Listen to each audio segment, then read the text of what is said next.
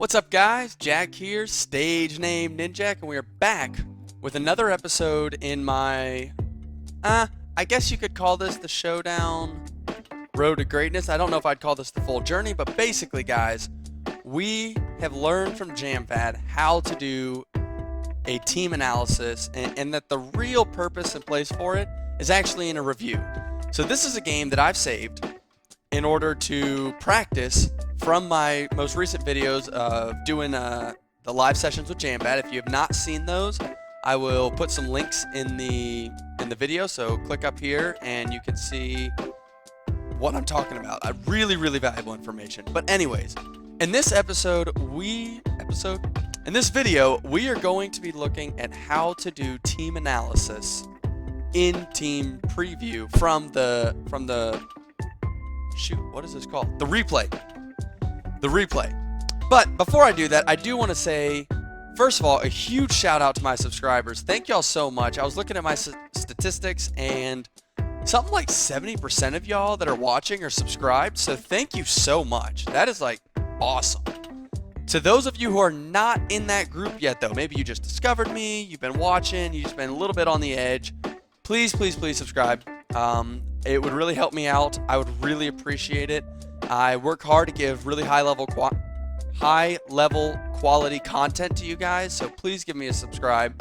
And for those of you who are already subscribed and you're like, I'm gonna tune this out, there is an action for you too. Please like the video. That makes a big difference in the algorithm, and y'all are already subscribed, so you think that there's value here / it's just fun to watch. Please hit the like button so that we can get this to more people. We're trying to hit 200 subs. Goal was August 15th. I'll be honest with y'all, we're at 128 right now, and I got a month. So if y'all go ham on hitting that like button, that will make a big difference and we can make it. But please subscribe. Please hit the like button. Just wanted to get that out there. Oh, and another PSA very quick. I've decided, unfortunately, to stop streaming. So the main reason is my week was getting too busy. And YouTube is where I started. I like this part more. I mean, it was fun playing with people live, but this was what I really enjoyed. So this is what I chose to do, and I chose to give up streaming so that I could focus on my YouTube. And I kept having to rush the videos out. I couldn't spend the time I would have preferred on them. So coming back to just YouTube so I can really... Okay, guys, we're back. Sorry for the awkward, abrupt cut. Basically, I kind of rambled, didn't really like it, so we're going to retry this. So we're going to do the team analysis, and we're just going to go left to right on my side, left to right on their side, and really analyze what was the best game plan for this particular matchup. This is a game I played on my alternate account, so I have my team right here. It is not on this readily, so I'll just be telling you guys what it is. And I'm going to go ahead and give you guys a quick overview. So that Toxapex is mostly special defense. It's running Toxic Spikes as a hazard setter, and then Haze, Recover, Scald. My Ferrothorn has Spikes, Knockoff, Leech Seed, and Iron Head. Landorus is a defensive... Oh, the Ferrothorn is predominantly Fizz Def. Landorus also predominantly Fizz Def, and that we've seen this Landorus all over the place. I won't go into more details there. Tornadus is a healthy, speedy variant with some special defense, some physical defense and also some special attack. And Dragonite is a bulky, physically defensive set that has Roost, Heal Bell, Earthquake, Dual Wing Beat. And the Slowking Galar is actually Shed Shell with Nasty Plot. So, knowing that, the goal of this team generally is to hazard stack. So starting on the left, let's evaluate how much value my Toxapex has. So, Toxapex's normal offensive role in my case is to prevent setup by using Haze to not allow someone to set up. So for example, if that's a setup Clefable and it doesn't have Thunderbolt. So it's a specially defensive Toxapex. Toxic Spikes, how valuable are those going to be in this match? So right off the bat, their Toxapex can pick them up at any point. So obviously, as long as their Toxapex is alive, getting a Toxic Spike up is not likely to do a lot. But that does provide a way for me to force in Toxapex, or at least discourage Hippowdon, Tapu Koko, and Clefable. I would say Tapu Koko is the main target because we really want Hippowdon toxic, not poisoned. And it would be a little risky to set up a Toxic Spikes if they could immediately swap and before I get the second one up. So that's kind of something to take in consideration.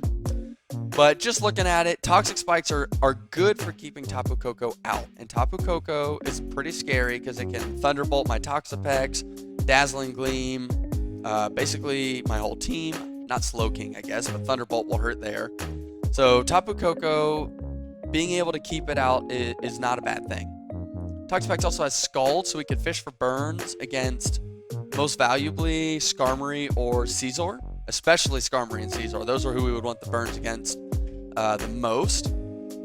Haze, I don't see an immediate setup threat. It could be Calm Mind Koko, but Toxapex is not really going to be my answer for that. And you don't see that a whole lot. And maybe it's Calm Mind Clefable, in which case, if it doesn't have Thunderbolt, then Toxapex Haze is for that. So, Ferrothorn. Spikes look phenomenal in this match. They have a single Pokemon that avoids them by flying. Now, there might be Boots, but Spikes look like huge value here because I see 1, 2, 3, 4, 5 Mons that eat that.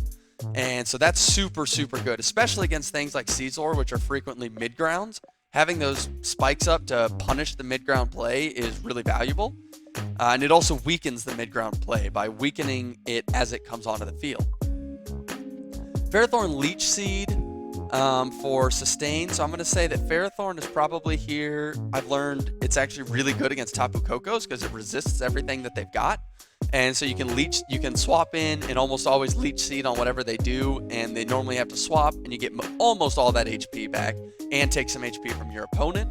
And then you've got a seed set up, Leech Seed set up, so you can position well from there frequently. I guess I didn't identify. Toxapex is here.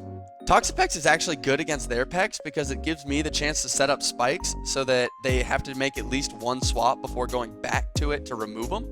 So Toxapex can be decent against theirs if theirs is a toxic variant or something that basically can't affect mine. Toxapex is good into Clefable if it's a support Clefable because it gives me that opportunity to get a toxic spike up, not because it beats it outright or anything.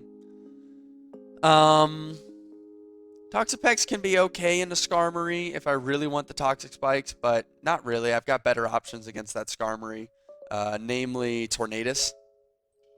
Tornadus is quite good as well as Slowking, actually. So my Toxapex toxic spikes provide value. Spikes from Ferrothorn provide the most value. So I'm starting to say, spikes feel like they're a high priority get. Landorus is here for that Hippowdon. Landorus really wants to put Toxic on that Hippowdon.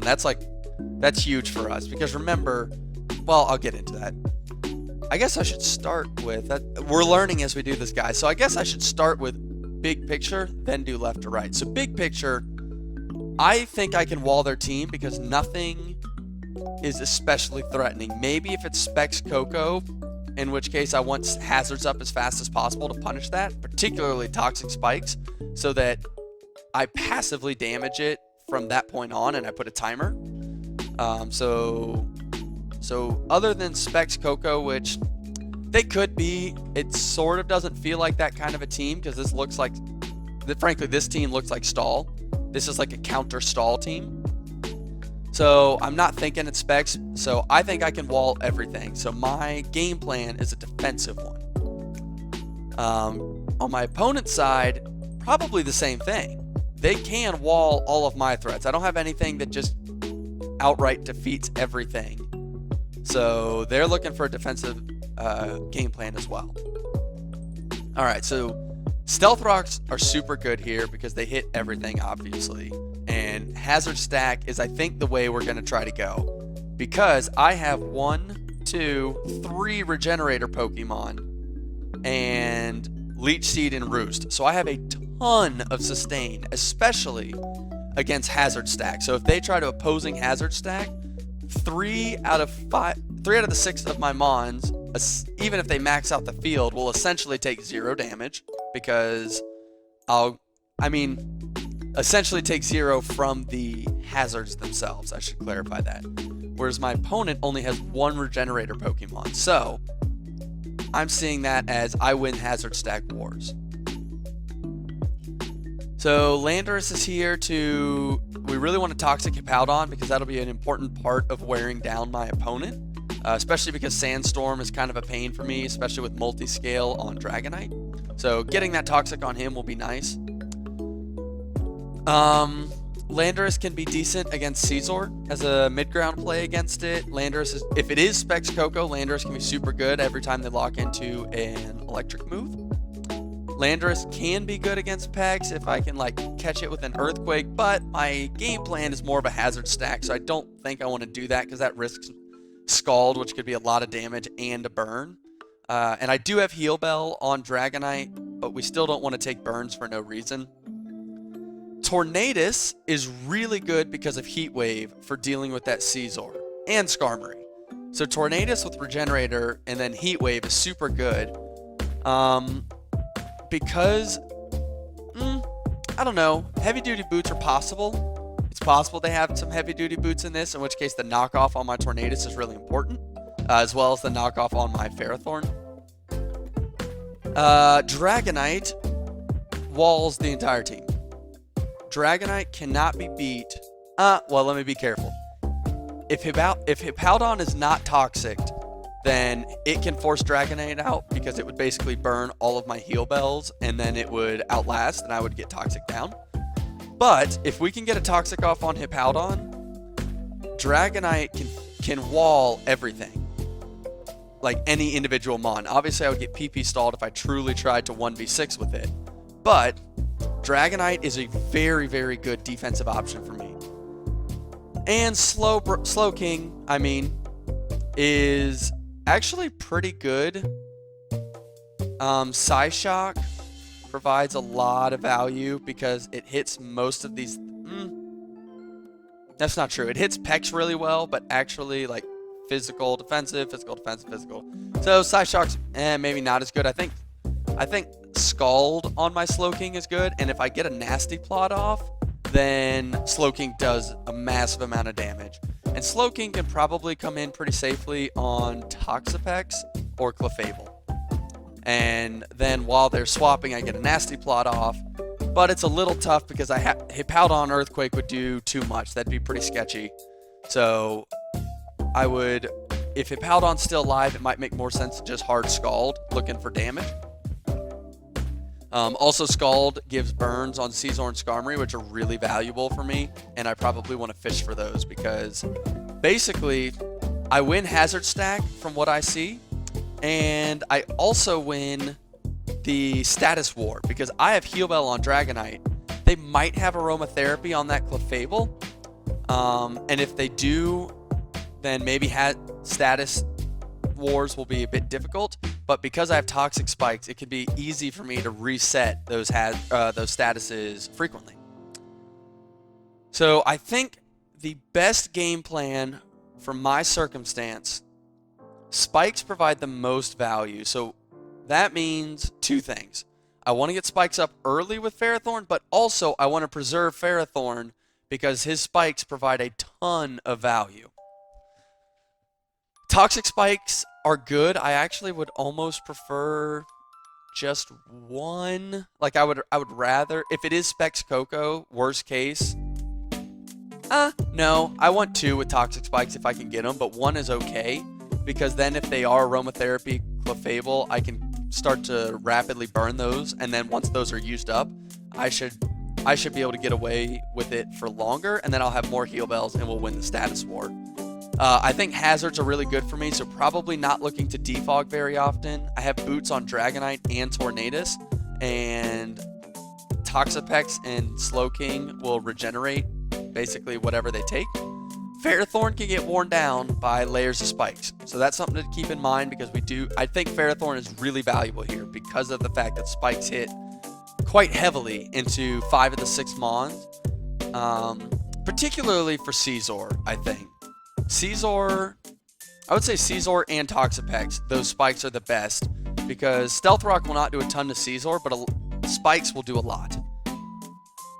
So I think the best game plan in this particular game is to look to Hazard Stack, keep my Ferrothorn healthy because its spikes are so valuable, and get Toxic Spikes up whenever I can to essentially prevent Coco while forcing in either Toxapex or one of the steel types, because if we force in Toxapex, we get Slowking back in, which means we can nasty plot up and hit something really heavy, or we can fish for Scald Burns. Or if one of these steel types comes in, Tornadus can come in and either Heat Wave for just straight value or click Knockoff, because probably a part of this game plan needs to be removing items.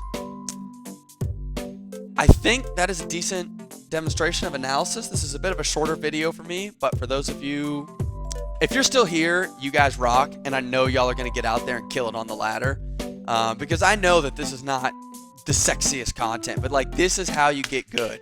And was this awkward, or was I a little all over the place? Yes, but you know what, guys? I'm learning, and that's the value of these videos. Like, I'm not perfect at this.